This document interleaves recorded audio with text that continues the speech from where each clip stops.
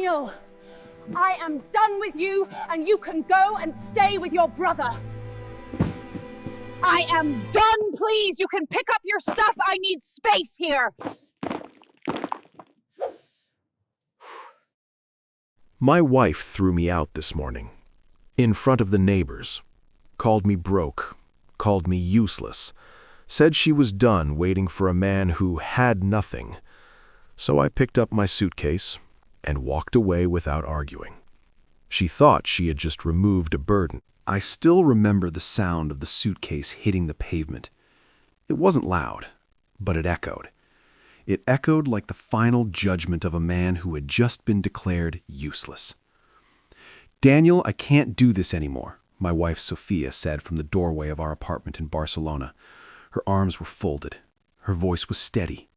Too steady. "You promised things would get better. It's been 2 years. 2 years.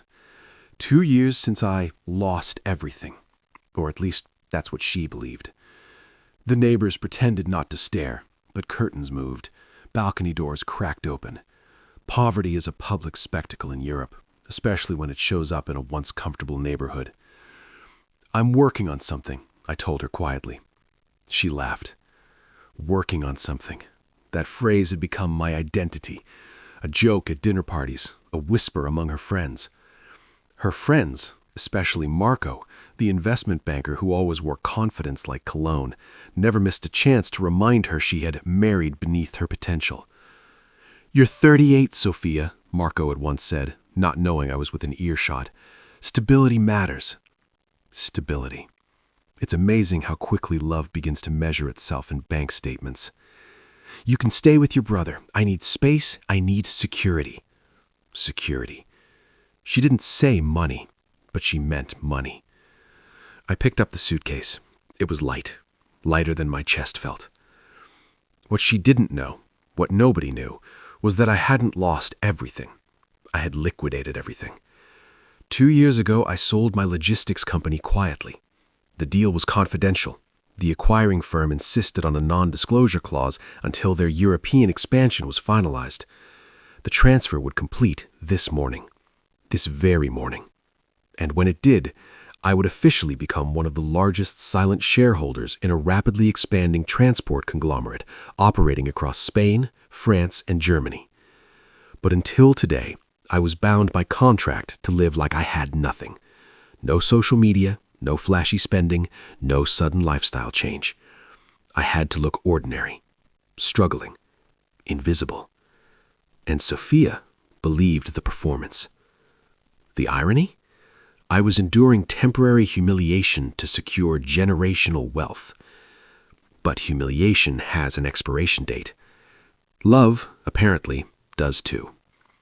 "Don't make this dramatic," she said as I stood on the pavement. "This is just reality." Reality. Funny word, because at that exact moment, my phone vibrated. A single message. "Transfer completed. Convoy en route, ETA 12 minutes. I read it twice. Convoy. Right. The board had insisted on sending transport, 10 black SUVs to bring me to the headquarters in Madrid for the official signing and press briefing. Security protocol, they said. I almost smiled, but I didn't. Not yet. Sophia stood there waiting for me to argue, to beg, to defend my pride. I did none of it. "I hope you find what you're looking for," I said calmly. Her expression flickered. Confusion, maybe. Disappointment. Pride prefers resistance. I walked down the street slowly, suitcase rolling behind me. I didn't know where I was supposed to wait without looking suspicious. So I stopped near the corner cafe where we used to have Sunday breakfast when money wasn't a measurement of love. Mrs. Alvarez looked at me with pity. "You'll figure it out, Hijo," she said softly. I nodded. 12 minutes can feel like 12 years when your dignity is bleeding. Then I heard it. Engines. Not one, many. Low, coordinated, expensive. At first, I assumed it was a political convoy. That sometimes happened near the district. But then they turned onto my street. One by one, 10 black SUVs. polished, identical, tinted windows. They moved slowly, deliberately, like a statement. Pedestrians stopped. Phones came out. My heart didn't race. It steadied. The lead vehicle stopped directly in front of me. The door opened. A man in a tailored navy suit stepped out. He looked around, then at me. "Mr. Daniel Herrera?" he asked respectfully. Behind him, the rest of the convoy idled in synchronized silence. Across the street, on the balcony of our apartment, Sophia had stepped outside, and she was watching. This is Triumph Legends, stories that inspire, legends that live on. The man in the navy suit stepped out of the lead SUV. The street went quiet. Not curious quiet, heavy quiet. He adjusted his cufflinks, looked at me, then gave a slight nod. Mr. Herrera. Not Daniel, not Sir first. Mr. Herrera. Formal, respectful, loud enough for the balconies. Behind him, 10 black SUVs idled in perfect alignment, engines low, windows blacked out, identical. A formation, a statement. He continued, voice steady. The Madrid board is assembled. The €240 million majority equity transfer cleared at 9:07 a.m. You are now confirmed as principal shareholder of the Southern European Division. No one spoke. Somewhere behind me, a phone dropped. Across the street, a balcony door slammed open. Sophia. She stepped out slowly. At first, confusion. Then, calculation. Then, disbelief.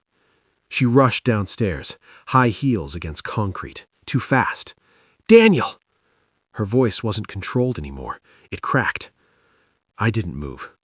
The suited man waited, professional, silent, watching the scene unfold like he'd seen this kind of thing before. Sophia stopped in front of me. "What is this?" she demanded, but the strength wasn't there. I looked at her calmly. This is what I was building.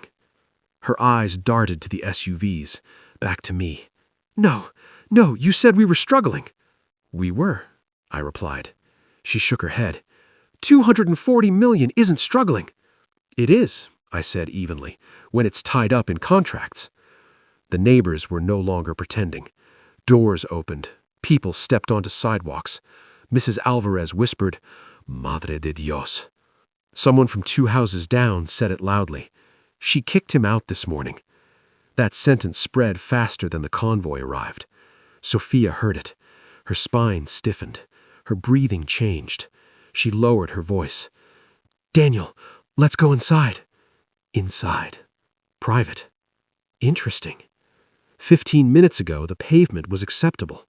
Now she wanted walls. I didn't step closer. I didn't step back. I simply stood. "You were very certain earlier," I said calmly. Her jaw tightened. "I didn't know." That's the problem. Silence fell again. The suited man checked his watch discreetly. "Sir, the press is waiting." Press. The word hit the street like thunder. Sophia's eyes widened. "Press?" she repeated. She turned to me again, panic rising. "Daniel, please, we can fix this. I was under pressure. Everyone kept saying—" I lifted my hand. She stopped speaking instantly. The same woman who had just thrown me out. Now quiet, waiting, listening. "I didn't leave because I had nothing," I said. Every word measured. "I left because you believed nothing was all I would ever have." Her face collapsed. Not crying, not yet. Just realization. Raw, unprotected. I bent down and picked up the same suitcase that had hit the pavement earlier, the same one she packed. The street watched. "You thought my silence meant I was lost," I continued quietly. It meant I was focused. A tear finally slipped down her cheek. "Daniel, please don't do this." There it was. Desperation. But not for love. For consequence. For reputation. For the story the neighborhood would now tell. I removed her hand from my sleeve.